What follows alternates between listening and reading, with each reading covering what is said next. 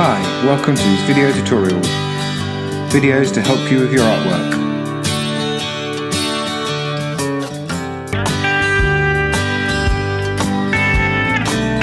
We'll be looking at the process of making art, techniques to improve your work.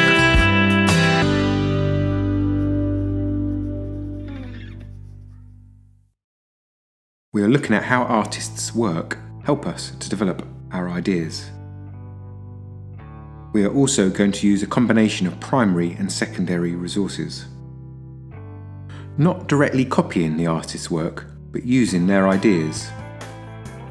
I have looked at a combination of artists from the Tate Gallery website and others that I found online.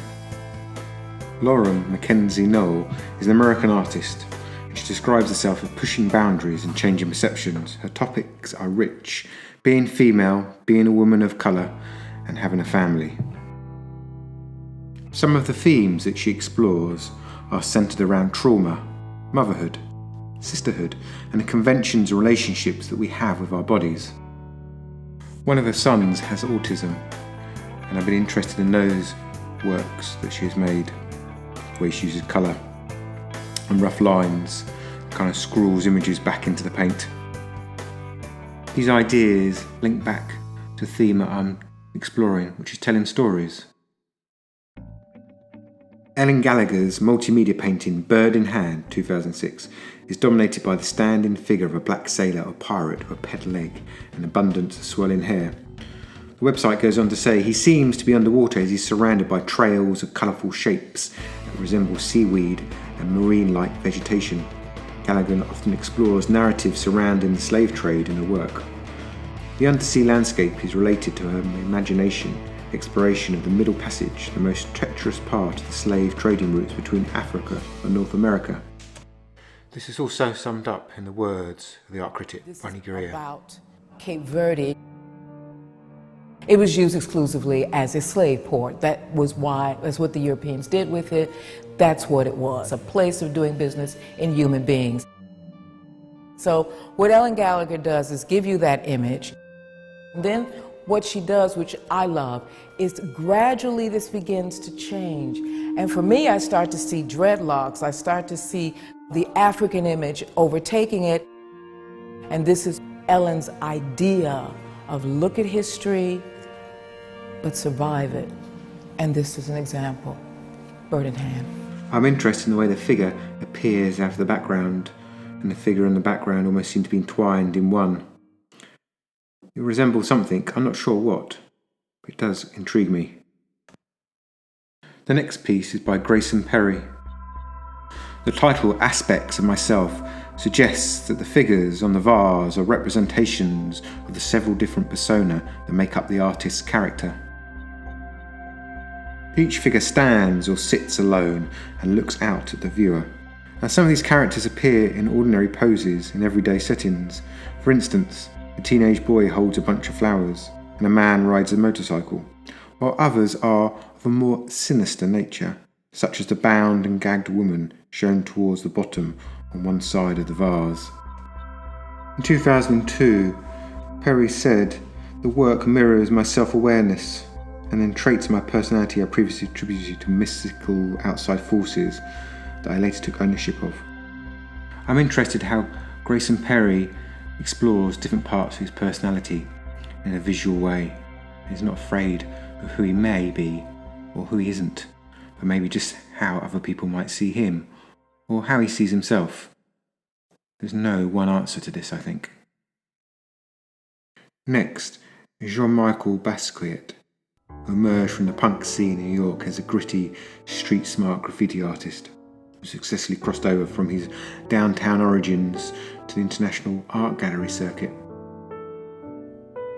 Reading from the Art Story website online, it says, despite his work's unstudied appearance, meaning he doesn't appear to have been trained in art, Basque very skillfully and purposefully brought together in his art a host of disparate traditions, practices and styles to create a unique kind of visual collage, one derived in part from his urban origins, and the other in a more distant African Caribbean heritage.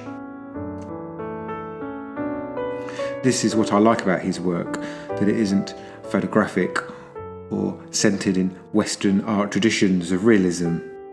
It is more primal, more from his heart. One creative strategy is to cross-pollinate. So I've looked at 3 artists who really aren't the same, but certain things you could say unite them together. Next, in my own work, is to take bits and pieces from this artist's work and transform and recombine them into my own ideas. So I've taken some pencil portraits of myself working from my own photographs and used that as my starting point.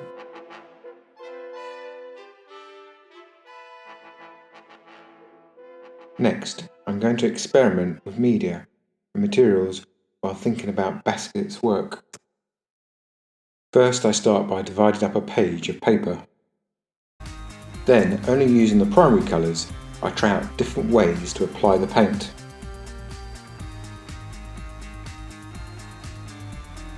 Drip in the paint.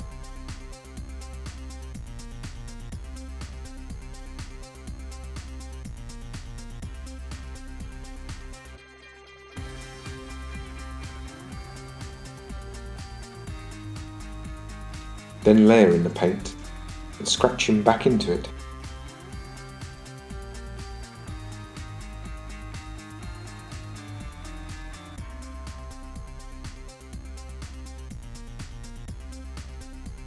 Dribbling the paint down the page.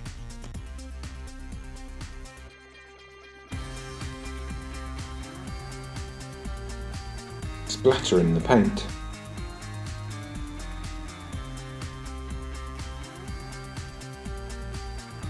Using a combination of lines, smudges and blending the different colours.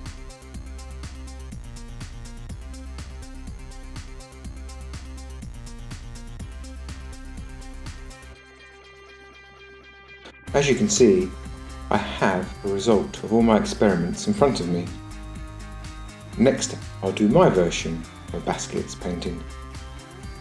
Whilst painting, I explore the different types of marks I can make with the paint.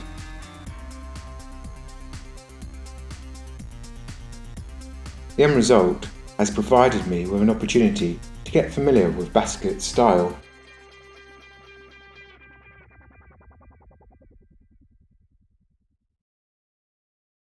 Now, I will apply what I've learnt by transforming one of my own designs.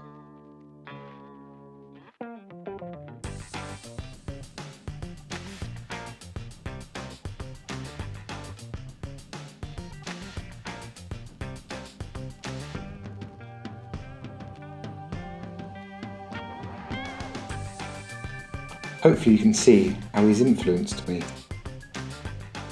This is no longer a copy of his work.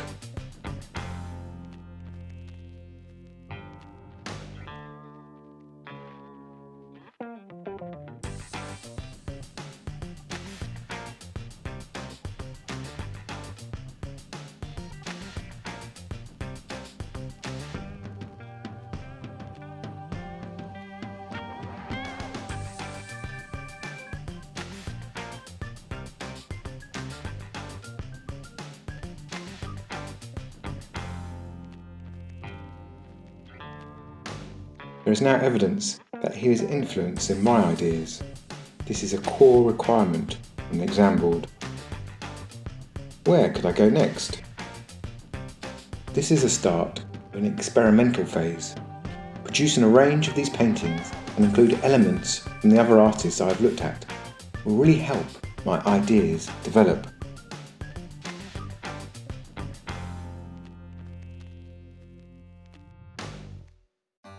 I'm going to look back at Grayson Perry and his figures on the vase.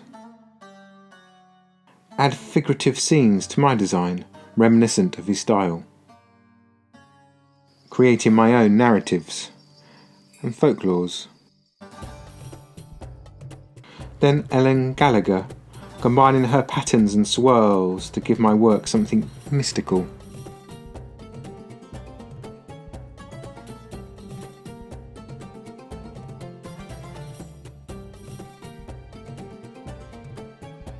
Finally, adding collage and mixed media to suggest that our personalities are made up from many sources, stories, and narratives.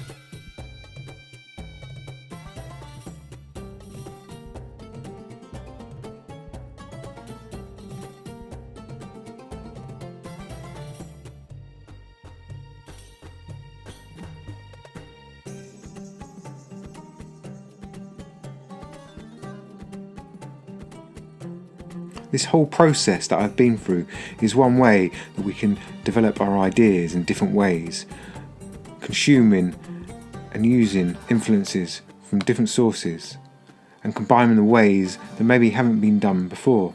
That's what helps our work to retain some kind of freshness and originality.